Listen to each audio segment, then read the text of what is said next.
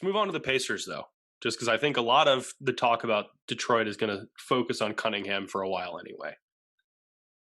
Yeah, and with the Pacers, my guess is that the biggest move they make is trying to figure out how to keep McConnell and McDermott while ducking the tax, which is virtually impossible at the moment. My best guess would be, can you trade Jeremy Lamb into someone's cap space? And there are just any team with cap space could essentially use Jeremy Lamb. The Knicks could definitely use a Jeremy Lamb. And then that should allow you to keep McDermott and McConnell while staying under the tax. Or do you sort of pick and choose between the two? I'd probably argue, I don't know who's more. I think McConnell's probably more important to them based off the lack of development from Aaron Holiday. And I think a lot of people have them pegged as a Kispert team in the draft. So can you get the second coming of Doug McDermott to replace Doug McDermott? Perhaps. I feel like their moves are going to be very much about maintaining the state of this roster to see what it looks like at full strength. On the flip side, though, I did see on the low post, it was mentioned that there's just been stuff in the ether about Lonzo Ball for Malcolm Brogdon in a signing trade. I can't see that actually. I don't understand. Brogdon makes too much sense for this roster. I think the only way we're seeing substantial changes is if they finally pull the trigger on a Myles Turner deal and just decide that we're done with that Domantas Sabonis Myles Turner experiment. But even that feels unlikely.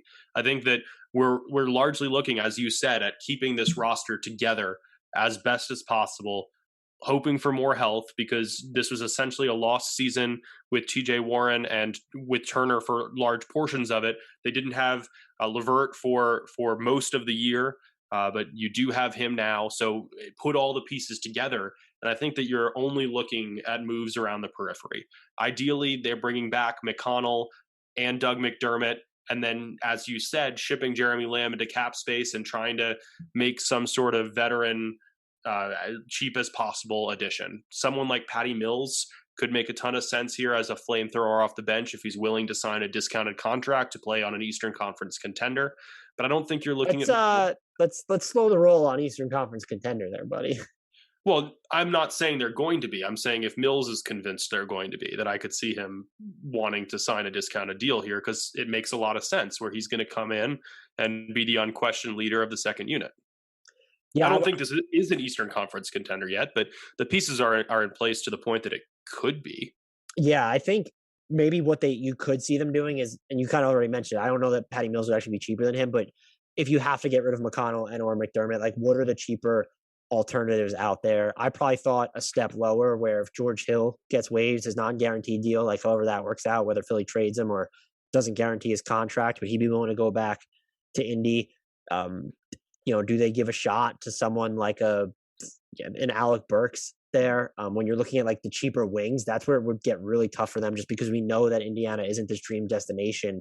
Do they take a look at are they in the Torrey Craig or the James Ennis realm? Abdel Nader, even, just if you're not paying Doug McDermott and he's going elsewhere. Maybe even Otto Porter, who I think they've been linked to in the past, and he kind of needs to find a spot where he knows he can rehabilitate his value. The Turner trade is interesting. I do think he's probably still the most likely player to be traded. Agreed. I think that took a hit, though, with the Pelicans getting Jonas Valanciunas, unless they plan to reroute him too.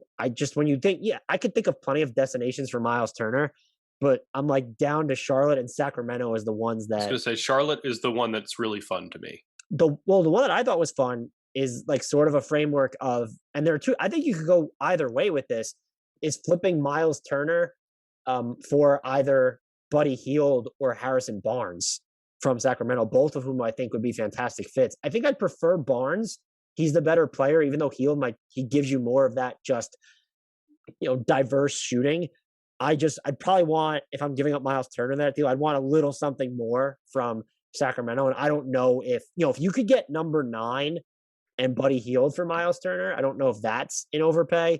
And I don't know if it's a wash to, this is like it feels like, I don't know if it's a lateral trade, but like number 13 and Myles Turner for number 9 and Buddy Hield, like that feels weird, or number 9 and Harrison Barnes. Like, is there some type of that genre of framework there?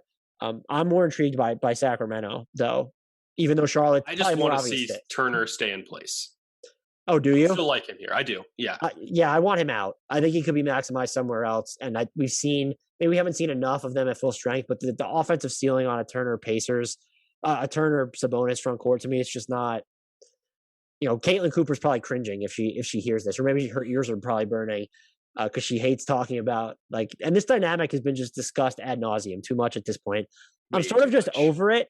I'm out to shake it up at this point, and Sabonis is too important to your offensive flow structure to. At least we're beyond debating which one of them they should keep. The discourse has moved past that, I think. I haven't fully moved past that. I get for the Pacers why you wouldn't move Sabonis. I think it's this weird thing where I'd be curious to see how much. Yeah, Sabonis is the better player. I just need the taboo buzzer sound right now. Just Here- no, we're not doing this. Here's where I'm coming from: is that Sabonis needs the. We're gonna end up ball- with a 4-hour podcast now. No, here's the. I just Sabonis needs the ball in his hands to be most impactful, and Turner does not. The fact that he's more scalable and gives you more defensive juice, I think, makes him more widely intriguing for teams on the trade market than Sabonis, even though Sabonis is the better player. And maybe that is counterintuitive, but that's just how I feel. And that's too much nuance.